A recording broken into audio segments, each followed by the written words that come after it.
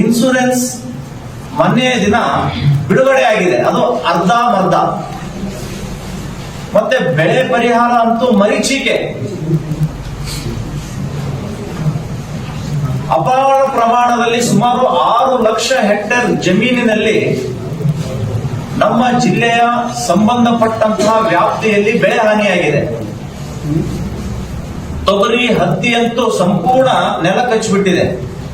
ಹೀಗಿರ್ಬೇಕಾದ್ರೆ ಇಲ್ಲಿಯ ಸಚಿವರು ಸ್ಥಳೀಯವಾಗಿ ಮುಖ ಮೂಡಬೇಕಾಗಿತ್ತು, ಪ್ರತಿ ತಾಲೂಕಿಗೂ ಭೇಟಿ ಕೊಡಬೇಕಾಗಿತ್ತು, ಆಯಾ ತಾಲೂಕಿನ ಶಾಸಕರು ಮತ್ತು ಅಧಿಕಾರಿಗಳ ಜೊತೆ ಸಭೆ ನಡೆಸಿ ತಕ್ಷಣವೇ ಅಗತ್ಯ ಕ್ರಮಗಳನ್ನ ಕೈಗೊಳ್ಳಬೇಕಾದಂತಹ ಇಲ್ಲಿಯ ಉಸ್ತುವಾರಿ ಮಂತ್ರಿಗಳಾಗ್ಲಿ ಶಾಸಕರಾಗ್ಲಿ ಸಂಪೂರ್ಣ ನಿರ್ಲಕ್ಷ್ಯ ವಹಿಸಿ ರೈತರನ್ನ ಕಡೆಗಣಿಸಿದ್ದಾರೆ. ಅವರಿಗೆ ಒಂದು ಖಾತ್ರಿ ಇದೆ, ಏನು ಅಂತ ಕೇಳಿದ್ರೆ ರೈತರ ಹತ್ರ ಹೋಗಿ ವಿಸಿಟ್ ಮಾಡಿದ್ರೆ ನನಗೆ ಮತ ಬರೋದಿಲ್ಲ, ಬೆಳೆ ಪರಿಹಾರ ಕೊಟ್ರೆ ನನಗೆ ಮತ ಬರೋದಿಲ್ಲ.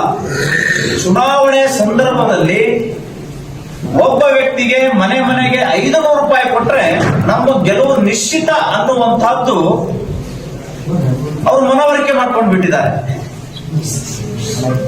ಈ ಭಾಗದ ಸಾರ್ವಜನಿಕರ ನಾಡಿ ಮಿಡಿತ ಅರ್ಥ ಮಾಡ್ಕೊಂಡಿದ್ದಾರೆ.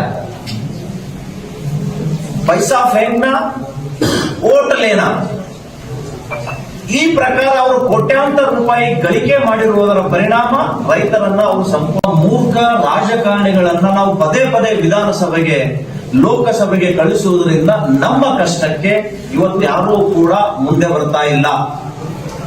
1 ಎಕರೆಗೆ 25,000ದಂತೆ 10 ಎಕರೆಗೆ 2.5 ಲಕ್ಷ ರೂಪಾಯಿ ಪರಿಹಾರ ಕೊಡಬೇಕು ಅನ್ನುವಂತಹದ್ದು ನಮ್ಮ ಆಗ್ರಹ. ತೋಟಗಾರಿಕೆ ಬೆಳೆ 16 ವರ್ಷಗಳ ಕಾಲ ಅದನ್ನ ಕಾಪಾಡ್ಕೊಂಡು ಬಂದಿರ್ತಾರೆ. ತಮ್ಮ ಜೀವನವನ್ನೇ ಆ ತೋಟಗಾರಿಕೆ ಬೆಳೆಗೆ ಅರ್ಪಿಸಿರ್ತಾರೆ.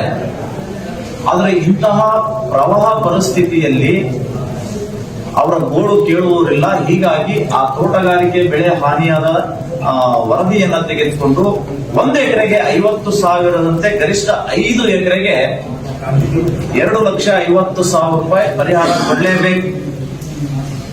ನಾವು ಗ್ಯಾರಂಟಿ ಯೋಜನೆ ಕೊಟ್ಟಿದ್ದೀವಿ, ಬಸ್ ಫ್ರೀ ಮಾಡಿದೀವಿ, ಕರೆಂಟ್ ಫ್ರೀ ಮಾಡಿದೀವಿ, ಗೃಹಲಕ್ಷ್ಮಿ ಕೊಟ್ಟಿದ್ದೀವಿ. ಯಾವನ್ನಪ್ಪ ಹೇಳೋದಂಗಿಲ್ಲ ನಮಗೆ.